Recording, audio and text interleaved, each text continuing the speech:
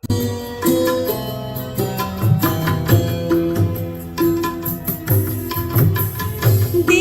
रूप तेरी ज्योति, हर दिशा में तेरी कीर्ति। दिव्य रूप तेरी ज्योति, हर दिशा में तेरी कीर्ति। एक ओम का ही ध्यान मुक्ति पथ दिखाए। साचा रूप साचा रंग मन में दिखाए। प्रकाशित हृदय में ईश्वर।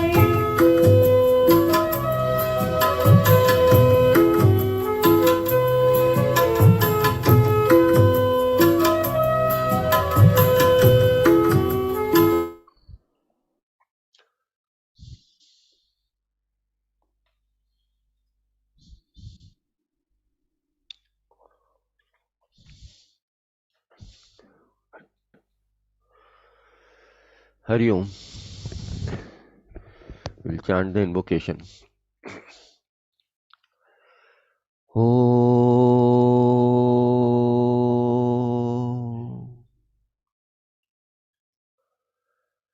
Om Sahana Vavatu Sahanau Bhunaktu Sahaviryam Karavavahe Tejasvinavadhitamastu Mavit Vishavahe.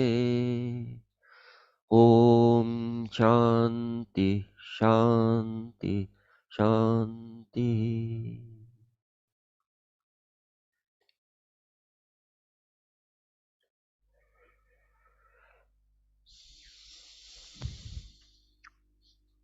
We'll chant verses 11 to 20. मयि चानन्ययोगेन भक्तिरव्यभिचारिणी विविक्तदेशसेवित्वम् अरतिर्जनसंसदि अध्यात्मज्ञाननित्यत्वम् तत्त्वज्ञानार्थदर्शनम् एतज्ज्ञानमिति प्रोक्तम् अज्ञानम् यदतोऽन्यथा ज्ञेयम् यत्तत् प्रवक्ष्यामि यज्ञात्वामृतमश्नुते अनादिमत्परम् ब्रह्म न सत्तन्नासदुच्यते सर्वतः पाणिपादं तत् सर्वतोक्षिशिरोमुखम् सर्वतः श्रुतिमल्लोके सर्वमावृत्य तिष्ठति सर्वेन्द्रियगुणाभासम् सर्वेन्द्रियविवर्जितम् असक्तं सर्वभृच्चैव निर्गुणं गुणभोक्तृ च बहिरन्तश्च भूतानाम् अचरं चरमेव च सूक्ष्मत्वात् तदविज्ञेयम् दूरस्थं चान्तिके च तत् अविभक्तं च भूतेषु विभक्तमिव च स्थितम् भूतभर्तृ च तज्ज्ञेयम् ग्रसिष्णुप्रभविष्णु च ज्योतिषामपि तज्ज्योतिः तमसः परमुच्यते ज्ञानं ज्ञेयं ज्ञानगम्यं हृदि सर्वस्य विष्ठितम् इति क्षेत्रं तथा ज्ञानं ज्ञेयं चोक्तं समासतः मद्भक्त एतद्विज्ञाय मद्भावायोपपद्यते प्रकृतिं पुरुषं चैव विध्यनादि उभावपि विकारांश्च गुणांश्चैव विद्धि प्रकृतिसम्भवान्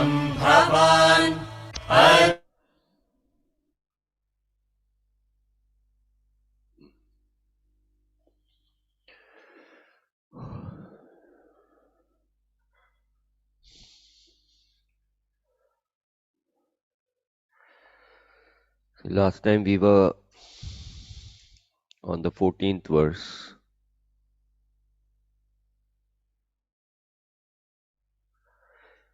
In these coming verses, he is explaining to us that what is it that is to be known. So he is giving various definitions, which are not actual definitions of the reality, but they are indicative definitions as to what it indicates what is to be known. It cannot directly be told what is to be known. For example, if I tell you, please find out in the map where America is. Now you have some idea of where America is, so you will find out. Find out about the latest car. You have some idea about a car, and you go through the journals and find out brochures and which is the latest car. Can give you an idea what is the car, what is the country, what is an element, what is a person. These you already have an idea. So when he says find out about this new person, you have to add information to your existing information. But here you have no idea of that reality.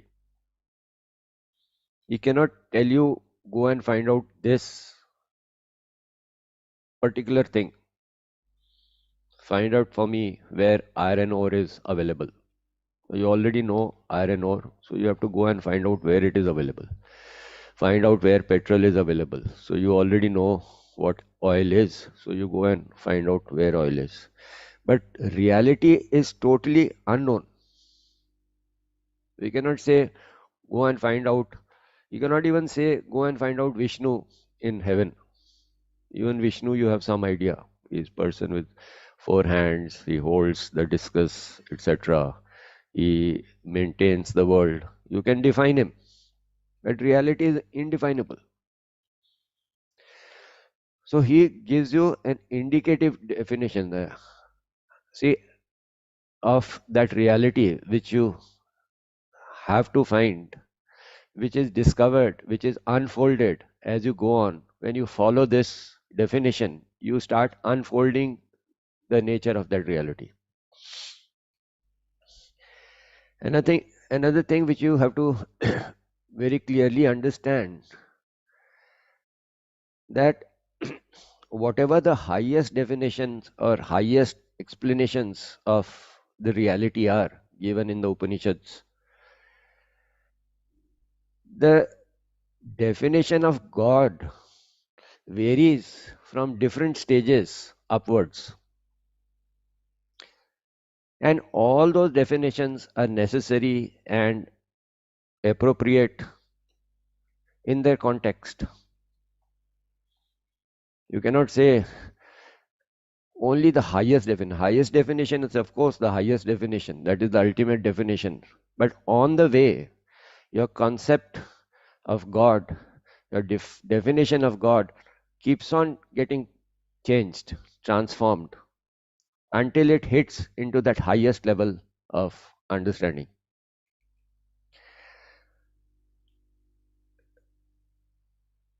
Now, as also explained in the 12th chapter, that the concept of God in its entirely formless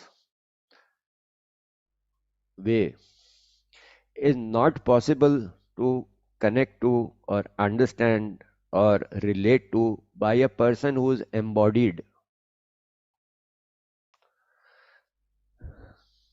It is just a theoretical understanding.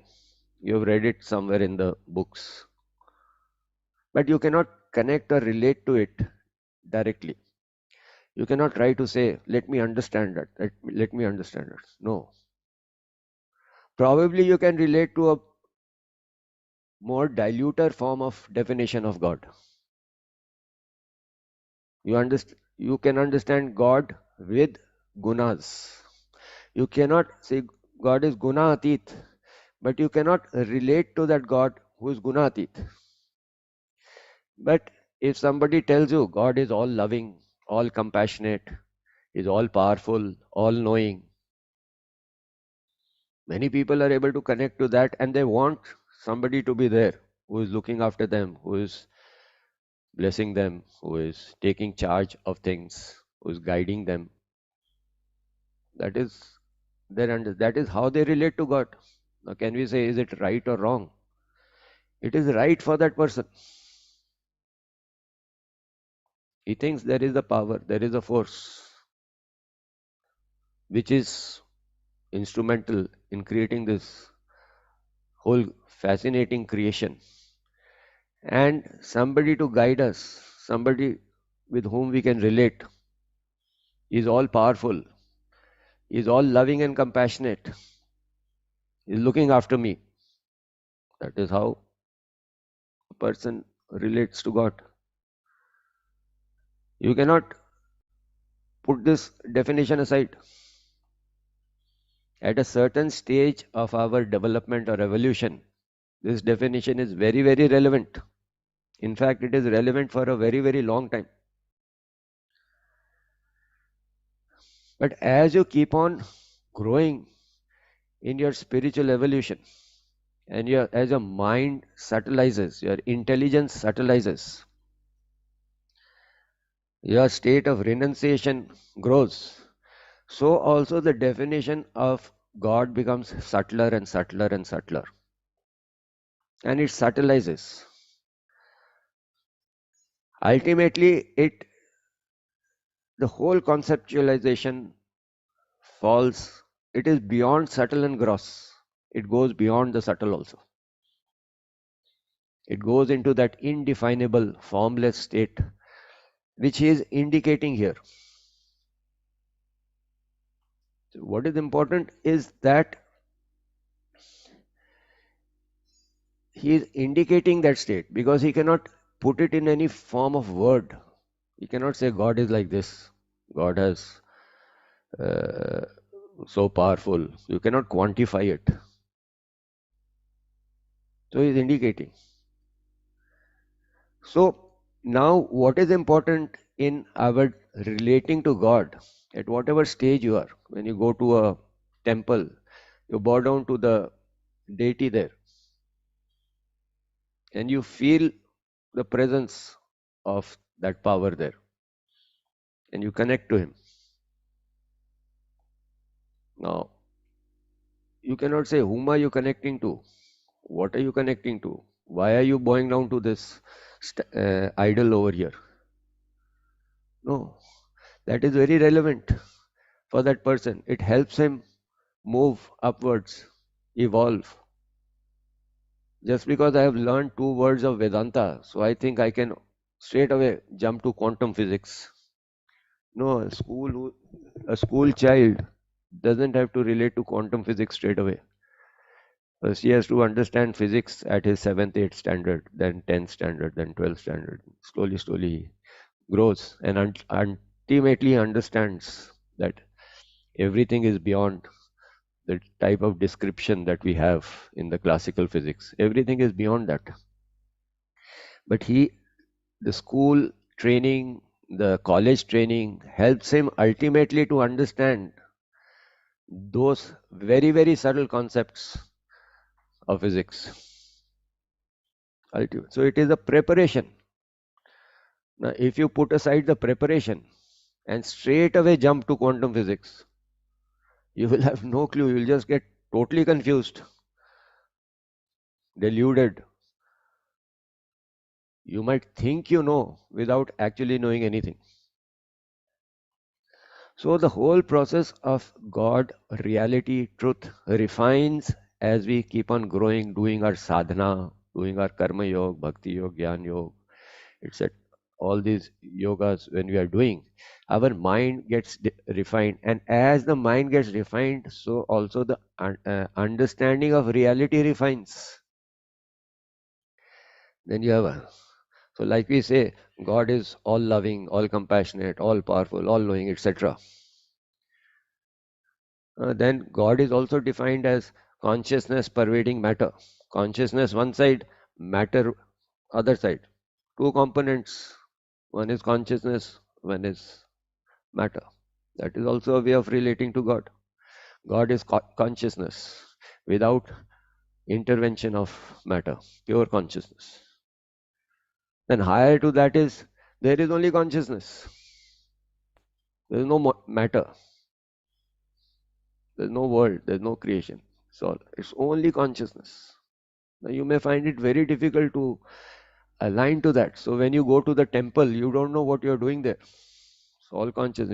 Then you get misaligned with your work. You say subconsciousness है, कुछ काम ही नहीं है, कुछ करना ही नहीं है, nothing. So instead of getting on track, you actually get misdirected into all sorts of funny type of conclusions, unusual type of conclusion. कुछ है ही नहीं, कुछ करना ही नहीं है, बैठे रहो. Subconsciousness, world is an illusion. You start using these terms and these ideas in a very defective manner, which becomes harmful to you actually. So, karna hai, you have to dedicate it to the higher, to the higher. Then you understand, yes, there is consciousness. I am consciousness and living this body, mind, intellect. I am that consciousness that pervades everything. Ultimately, there is only consciousness. There is no pervading anything. There is only consciousness. And beyond that, the definition is it is beyond consciousness and unconsciousness. It is neither conscious nor unconscious. It is neither existing nor non-existing, what we did last time. Now that sort of a definition, that it is neither consciousness, makes you feel totally lost. भाई तब हमको क्या करना है? Where are we? You become like a zombie. Because you have not really understood the spirit of it. You cannot connect to it. You cannot start acting on it. You have to act at your level. You don't understand the state which is beyond consciousness and unconsciousness, which is beyond Sat and Asat, is and non-isness, beyond. It is, you can repeat it and appear to be very intelligent in front of people, but it's not something which you can practice in your life at all. So you get totally warped in your thinking, misguided in your thinking, misunderstand the whole philosophy. I have to do nothing now.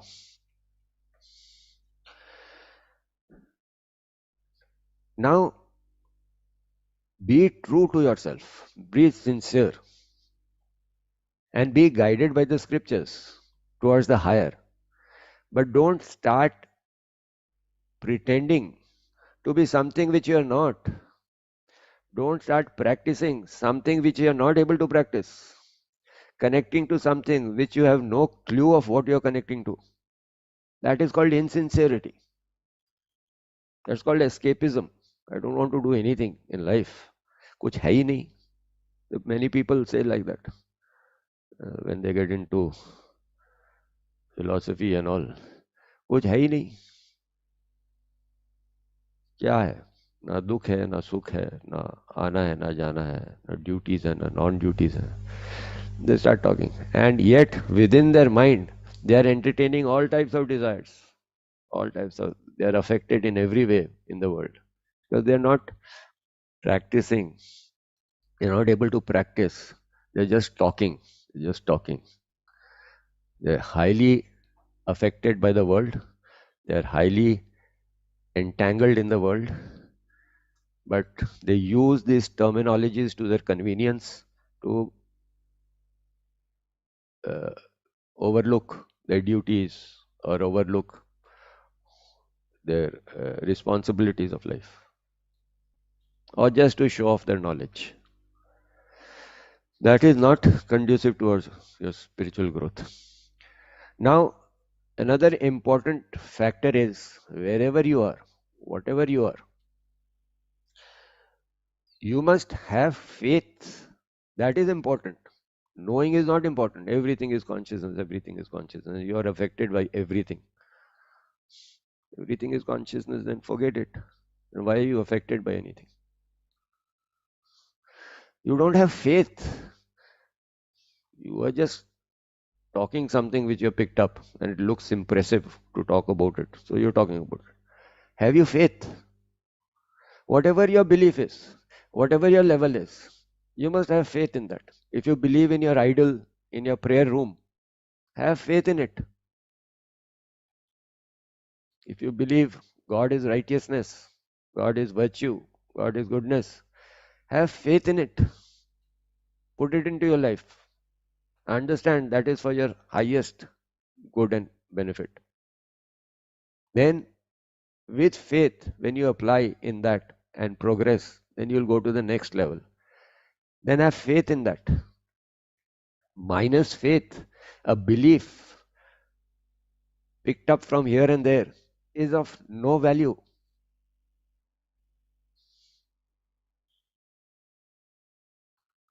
A child, 10-year-old child, is sitting in his prayer room and praying to God, oh God, please look after my mother, please look after my father. My father is going out for 10 days, please look after him. He's talking like this to God. And he believes that he is communicating to God and God is listening to him. Please look after my family, please look after me, please make sure that my father gets the list of shopping that I have given to him. So he's talking like this to God. But he's talking with so much sincerity. You can't walk into the room and shake his faith. Hey child, what are you talking? This is all rubbish. What are you talking? You cannot disrupt his faith like that. That will be very, very wicked and negative in his growth, and it will be negative karma on your part to shake somebody's faith. You may have the best and highest definitions, but your faith is nothing with reference to that. This little boy is showing more faith and belief in what he's saying. Your prayers may not be that sincere and full of faith. They are full of doubts, surface, superficial prayers. But this boy is saying it from his heart.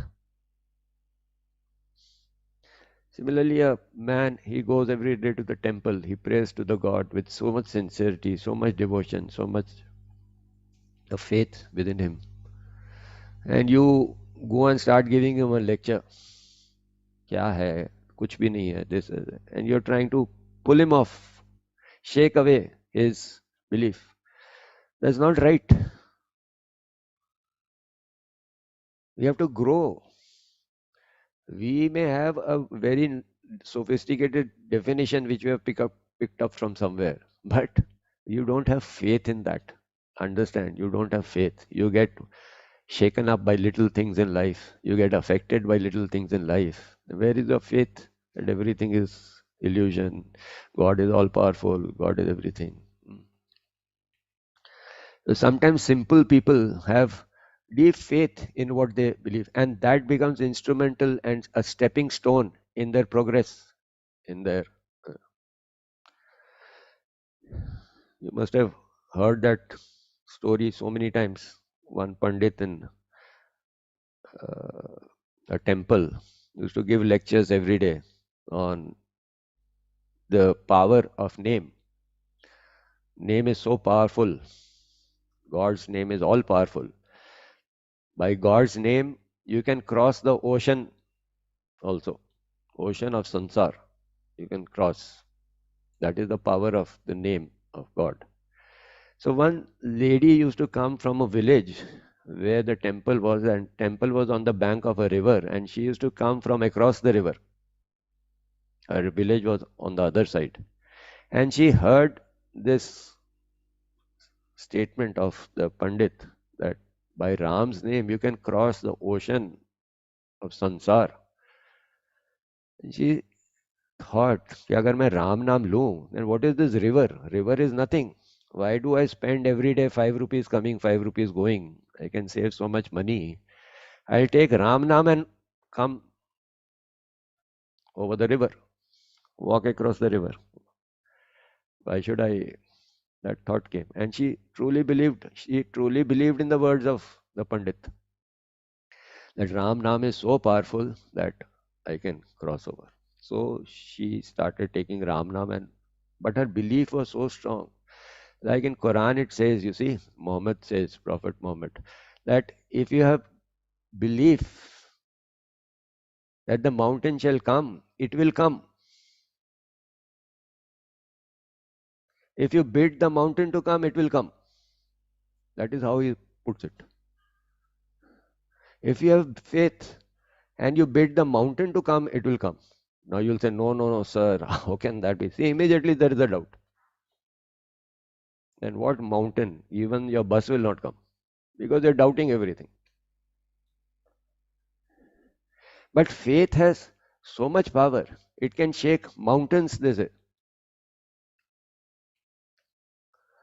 So when we have a belief, do we believe? Now that lady believed. Now you may say, what a stupid belief. How can there is nothing stupid or not? She has faith in it. She believed in it. So she started saying Ram Nam and she started walking on the water and coming every day and attending lectures. So one day she thought that Arey, Panditji has been so helpful to me. I have saved so much in my purse, and his lectures have been so beneficial to me. Even otherwise, given me so much peace and mental peace, calmness. So I wish to invite Panditji to my house for lunch one day. So she asked Panditji, please, can you come for lunch? He said, yes, of course, why not? I'll come. So on the day of the lunch after the lecture, she and Panditji started going and they started going to the river. And Panditji started walking to the boat, towards the boat. The lady say, why are you going that side? Let's walk across. It's not very far. It's close. You need not take the boat wheel. She says, what no? He said, what nonsense are you talking? You said your house is across the river. Then obviously, let's go to the boat. She says, no, no, not necessary. River is not very big. We can just walk across. It will just take 7-8 minutes to walk across. He said, what are you talking? How can you walk across the river? If your house is on the other side, let's go to the boat. But she says, I walk up and down every day. You only said. He says, how do you walk across every day? He says, by Ram Nam. Ram Nam is all powerful. So I walk. But Panditji says, she thought there's something wrong with the lady. See, this is the difference. When we have intellectual knowledge, we think there is something wrong with the person of faith because it doesn't fit into our intellectual reasoning, logic, concept, perception. If you think God is righteous, dharmic, loving, and you truly believe and imbibe those qualities inside you, you start progressing. But you think God is everywhere, He is watching you, but yet you do not refrain from doing wrong actions. That means you do not believe God is everywhere. Otherwise, you are thinking nobody is seeing me, so I can get away with something wrong, with a wrong thought or a wrong action. I can get away. But your definition says that God is everywhere, He watches everything. Please mute your phone. Yeah. God is everywhere. God is everything. He knows everything. Then don't you think when you're doing wrong, God is watching you? And in presence of God, you are saying or doing something wrong. See, there is one thing in knowing something, saying something. And another thing is believing it so deeply, having full faith in it. Yes, God is there. He is watching me. Now, we haven't even developed faith towards the most basic definition of God, that God is loving, God is all powerful, He is watching us. Even that definition we do not have faith in. Then how will you have faith in the highest definition of God? It becomes very theoretical.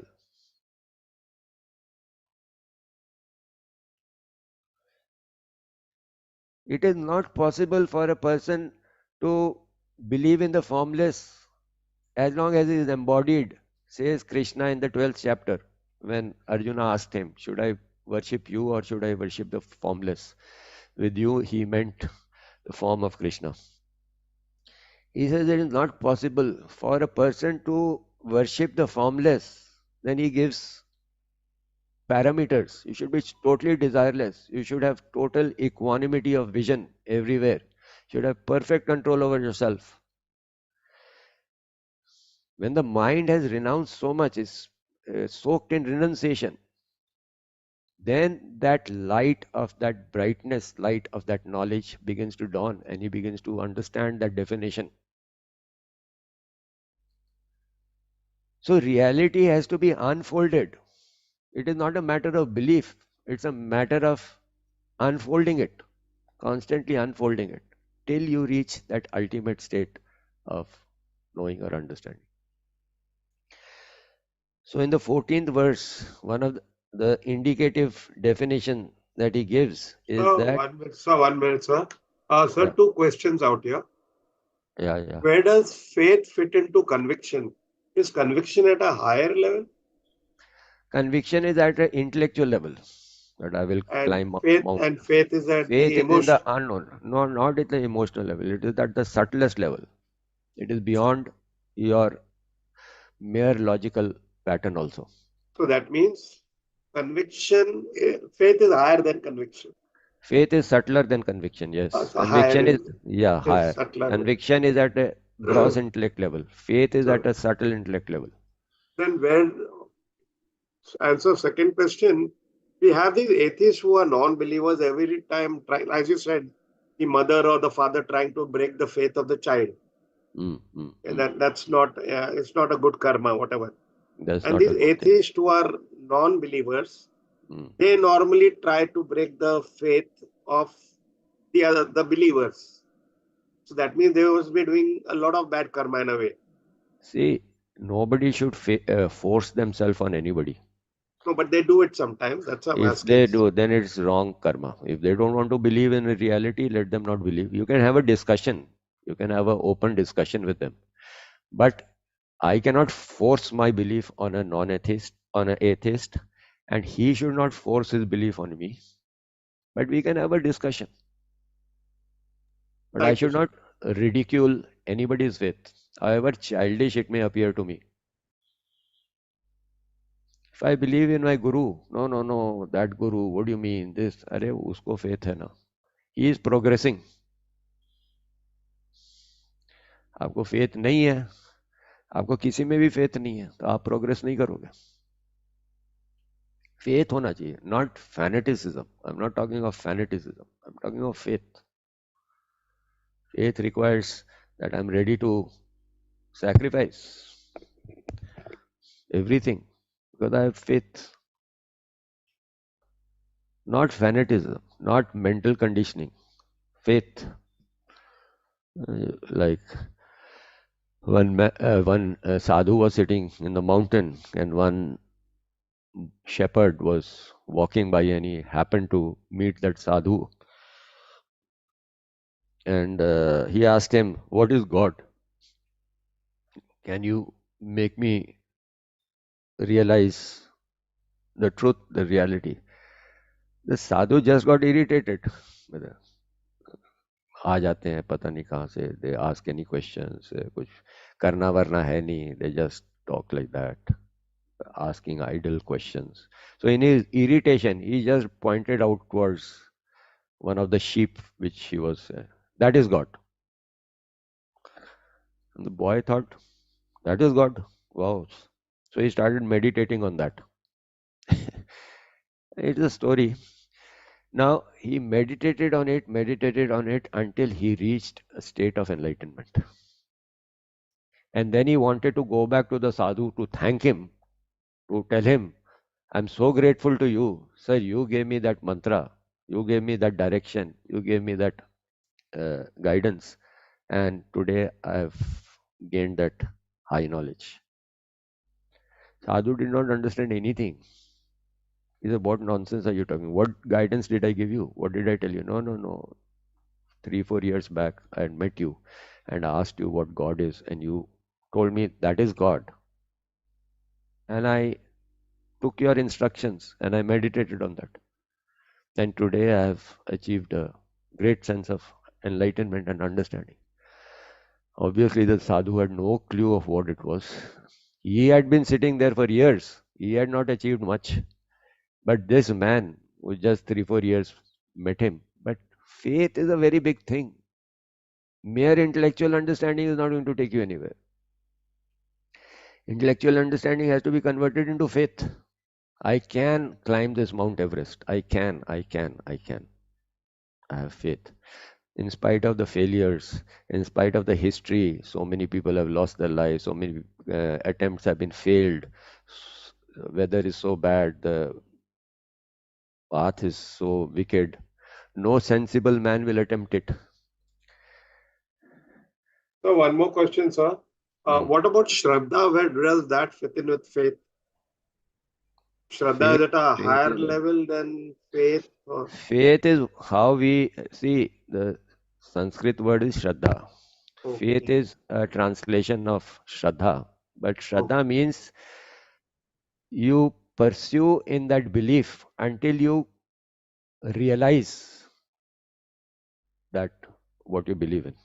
Like Rabindranath Tagore says uh, that whatever you believe in, you ultimately realize the truth of that belief. Yes, I can. This is what it is. I believe in God. I have faith in God. I've never seen Him, but I have faith in God. And one day I realize that I realize Him directly. That is Shraddha. Pursuing it is not just, okay, I believe, but don't do anything about it to get a direct experience of it. So Shraddha is when I believe in Him and I make that attempt, that effort, whatever is required effort to gain a direct experience of what I believe in. I have Shraddha that I'll be successful. I'll be successful in spite of everybody demotivating me, in spite of the fact that I've faced so many failures, in, in spite of the fact that my environment is not conducive to me. I will. And he continues to put in effort until he becomes successful. That is Shraddha. Thank you, sir. Thank you. Yeah. So logically, you might sometimes feel disappointed. Doctors have also given up hope. Now, doctors are the highest reasoning that we can go to, but their reasoning has also given up. Science says there's not much hope that he can ever get back to his work again or get back to his sport again. But there are many people who have not accepted that verdict. They said, doctor doesn't know, but the supreme intelligence knows. No, I will appeal to that supreme intelligence. So they have faith. And with that faith, they believe that they are getting well, they are getting better and better and better. And there are many, many such stories where through faith, they have actually got back into their sports and done very well. And the doctors and the scientists have been astounded by that result. Because he did not limit himself only to the human intelligence. He did not say only doctors know everything. Doctors don't know everything. Nobody knows everything. So then, what is the other force that I can appeal to? Reasoning can only take me up to a point. Maximum, I can go to the world-class specialist. If he also says no, then I have no other access. Then comes faith. Your experience may be contrary, your logic may not reach that state, etc., but you have faith. You can still appeal to faith. कहते हैं ना कि supreme court ने भी उसको verdict उसके against they दिया. You still have somebody to appeal. You can still appeal to the president. So even the Supreme Court has given a verdict against him. But if the president pardons you, then you're pardoned. So beyond human endeavor, human exercise is that supreme reality. So whatever you do, if it is not backed by faith, if I study Vedanta just as an intellectual exercise, but I don't have faith, Arey, how can one be selfless? How can selflessness work in this world? Selfishness is everything. One has to be a little bit selfish at least. So you're always doubting. You're always doubting. You're not questioning. You're not inquiring. You're doubting. Then the reality of that thing will never come to light. You will never understand it.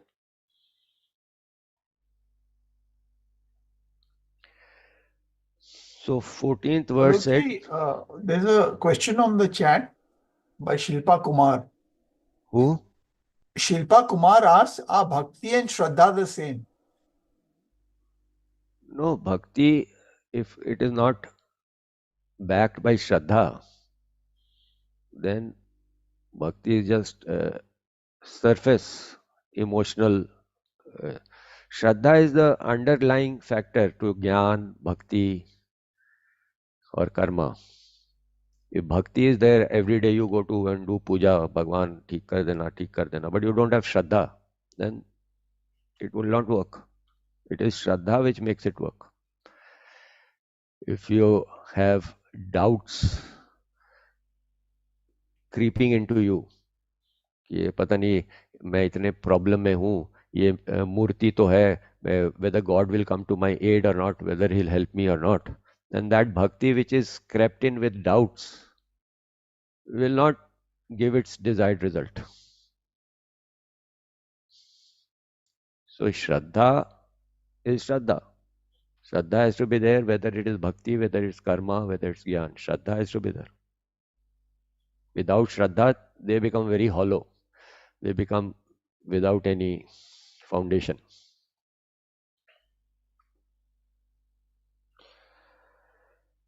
So the 14th verse says, with hands and feet everywhere, with eyes, hands and mouth everywhere, ears everywhere. That exists in the world enveloping all.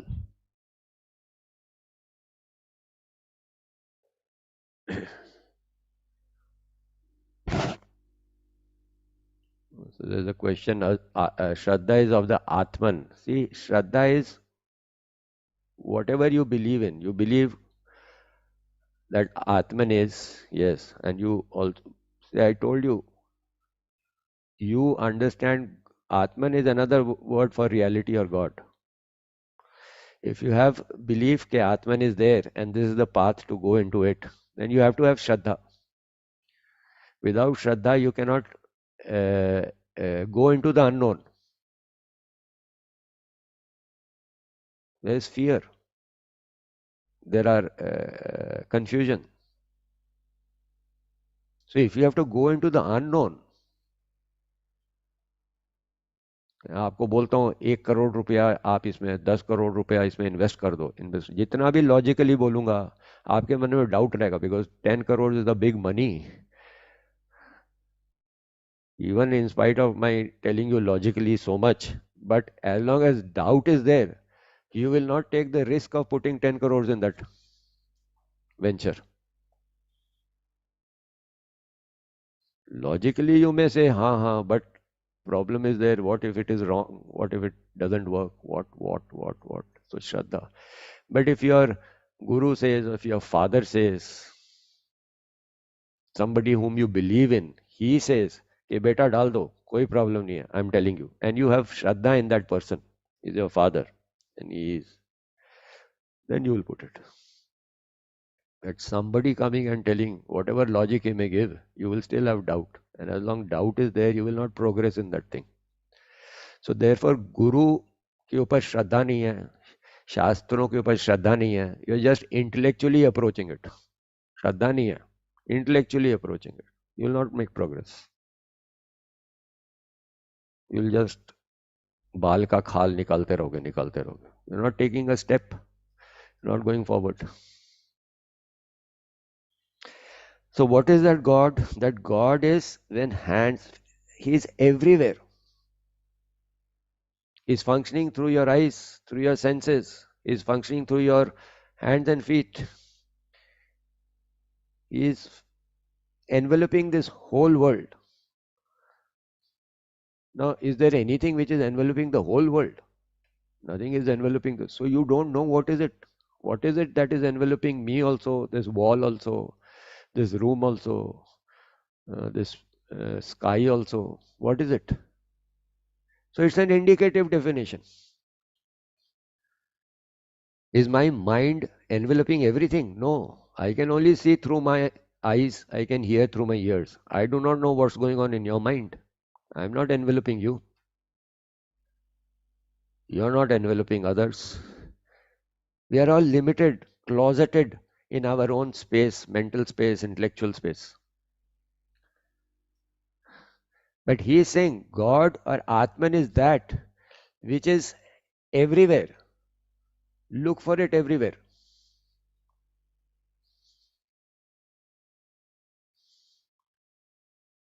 Look for it everywhere.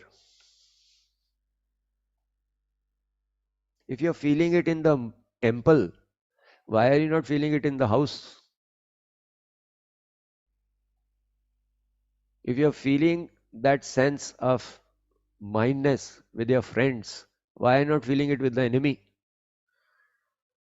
Inwardly, outwardly, your actions, like Ram feels oneness with everybody, even with Ravan. He may fight with him, but he feels oneness with that. Fighting is outward.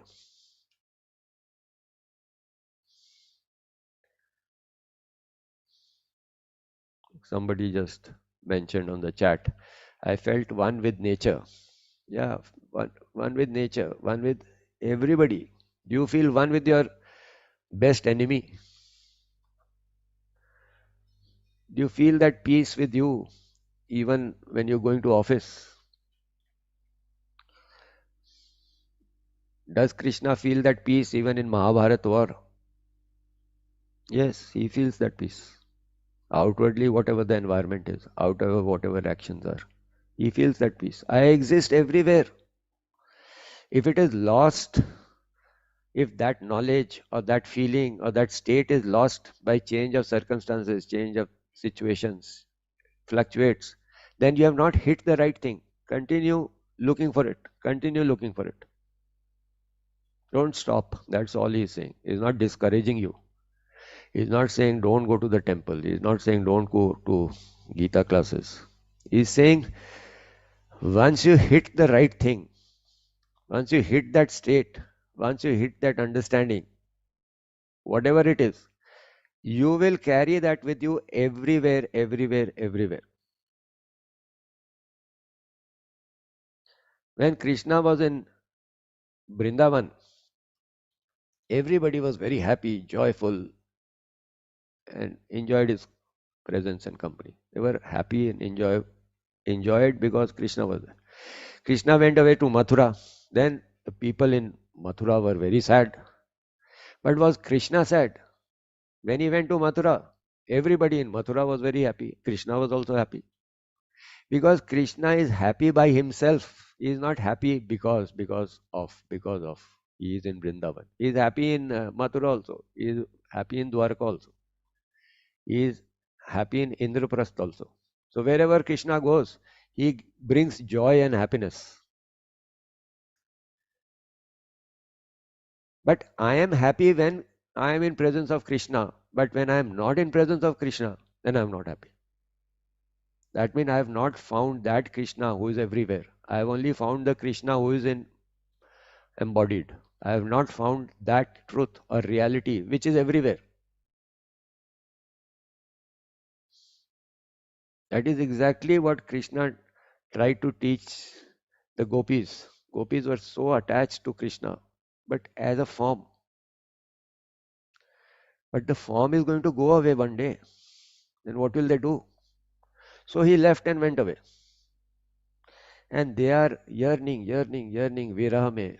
They are going around. Krishna, where are you? Krishna, Krishna, Krishna. Karte, karte, their mind became so purified and subtilized that they have started finding Krishna everywhere, in every leaf, in every grain, in every drop of water, and all Yamuna, forest, everywhere, Krishna, Krishna, Krishna, Krishna. They found the real Krishna, the subtle Krishna, the truth Krishna, the reality Krishna.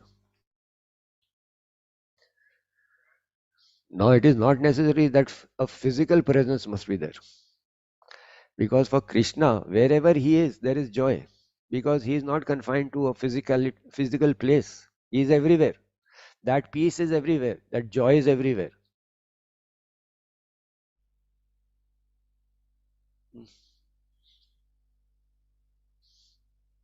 So when I go to a particular place, when I meet a particular person, that feeling evokes, surfaces within me. Good. But it doesn't stay consistent. It doesn't retain itself. It doesn't persist. It goes away. When the person goes away or I go away, it goes away, disappears. Then make use of that experience to find that experience which persists. Keep on working on yourself. Keep on working on yourself. And you will find as you spiritually evolve, in spite of external turbulence, your mind will be able to retain that peace more and more and more and more. That means you are now moving towards the Atman. That means now you are moving towards that truth, towards that reality.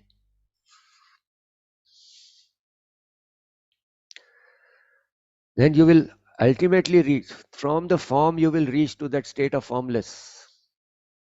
From Krishna you will reach Nirgun. From the Guna you will reach that Nirgun Krishna, who is everywhere, is there right now with you.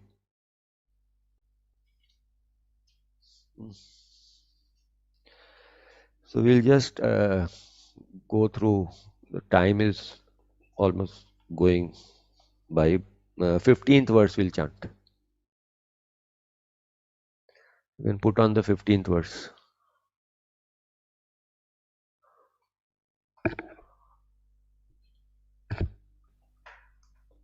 Yeah. Sarvendriya gunabhasam sarvendriya vivarjitam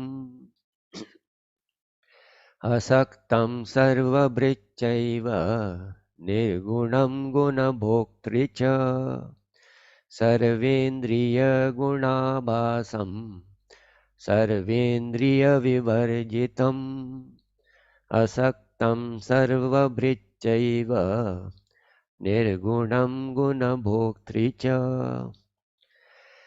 Shining by the functions of all senses without any senses, unattached yet supporting all, devoid of gunas, qualities, and yet enjoying the gunas, is another indicative definition of it. It is functioning through all the senses, seeing, hearing, yet itself it is without any senses. God doesn't have eyes, ears, nose, etc. It is guna. But when it is connected to the senses, it appears like seeing. When it is connected to the ear, it appears like hearing. But God doesn't have ears and eyes, like you see pictures. God with hands and feet and all. That is relevant at a particular point. Like I said in the beginning of class, that is relevant. That you worship God in form of Ram, in form of Krishna, in form of Christ, Buddha, whatever. And slowly understand. See, first we understand Vedas in the form of words. And as we start understanding the spirit of it, the meaning of it, it becomes subtler and subtler and subtler and goes beyond words. Similarly, God functioning through the eyes, ears, nose becomes the perceiver. Electricity functioning through the bulb gives light. Electricity functioning through a computer does whatever functions. Functioning through a fan revolves, gives air. Air conditioning gives cooling. But electricity is not cooling or lighting or anything. In conjunction, in combination with that particular thing, in combination with the eye, it becomes a seer. In combination with the ear, it becomes a hearer. But Atman by itself neither sees, hears, or anything. It is beyond these limitations, limited senses. Similarly, unattached yet supporting all. Supports everything. Like the space contains everything. If you throw holy color into the space, space doesn't get colored by it.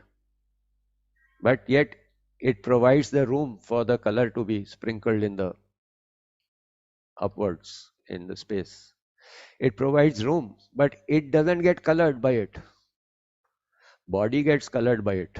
Clothes get colored by it. Furniture gets colored by it. But space doesn't get colored by it. But yet, if space is not there, how will you sprinkle the color? Similarly, the Atman supports everything, but it is not attached to anything. It provides enlivens. It is the basic cause for everything, but it is not involved in anything. It is not attached to anything. It is not connected to anything. It is detached, but it is supporting everybody. Is there anything which is, हाँ कहते ना कि आपको धरती support करती है, धरती को स्पेस सपोर्ट करती है, स्पेस को कौन सपोर्ट करता है? That which supports everything but is not supported by anything. It is by itself. So look for something which is there, which is necessary for your functioning, but it is not attached to anything. It is still like colorless light. It falls onto a object and makes it look blue, red, green, whatever. But light is not colored. It is colorless, devoid of all gunas, and yet enjoying the gunas. So if you take a glass of water, what is water? Water is tasteless. Water has no taste. If it is pure water, not contaminated water. Pure water has no taste. But if you put salt in it, you say water is salty. Water is not salty. Salt is salty. Water is not salty. But yet we say water is salty. Water is tasteless. Atman is guna atit. Yet it appears to imbibe those gunas, appears to take on those gunas, that as if it is crying, it is laughing, it is enjoying, it is unhappy, etc. It takes on those gunas without itself being involved or connected or having gunas. It has no gunas. Similarly, if you put sugar in water, you say the water has become sweetened. Water has not become sweetened. Sugar is sweet. But we say sweetened water. Sweetened water means water has come in connection with sugar. That's it. Water is not sweet. Water is tasteless. But in combination with the sugar, it tastes sweet. But what tastes sweet is the sugar in the water, not the water. Water doesn't taste sweet. The sugar in the water tastes sweet. So we don't understand that. I am happy. I am sad. Mind is happy. Mind is sad. Mind is excited. Mind is not excited, etc. Atman functioning through it, reflecting through the mind, appears to be agitated, appears to be excited, appears to be working, but Atman is not excited or anything. Atman is guna atit. Yet it supports all the gunas. Without Atman, nothing will function. It supports all the gunas, it enjoys all the gunas, but it is by itself guna atit. So one question, sir. Yeah. So this translation, shining by the functions of all the senses, understood that eyes and ears, it enables that part. Then Yeah. unattached yet supporting all, because it's an enabler.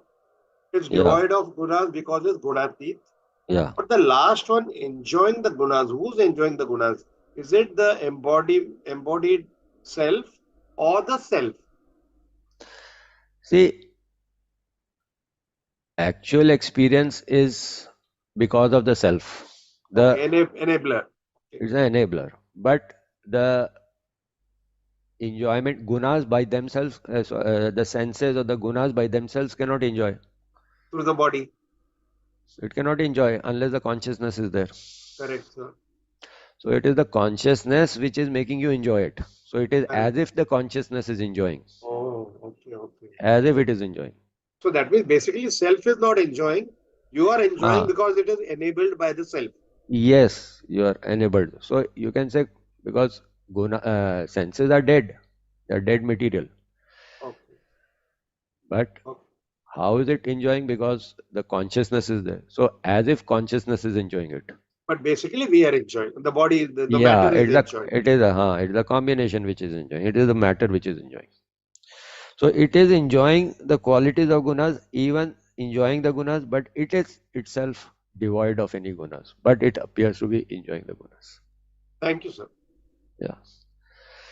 So I think we'll conclude for today. We'll continue next time. We'll say the concluding mantra. Om Om Purnamada Purnamidam Purnat Purnamudachyate Purnasya Purnamadaya Purnameva Vashishyate Om Shanti Shanti Shanti. Thank you, sir.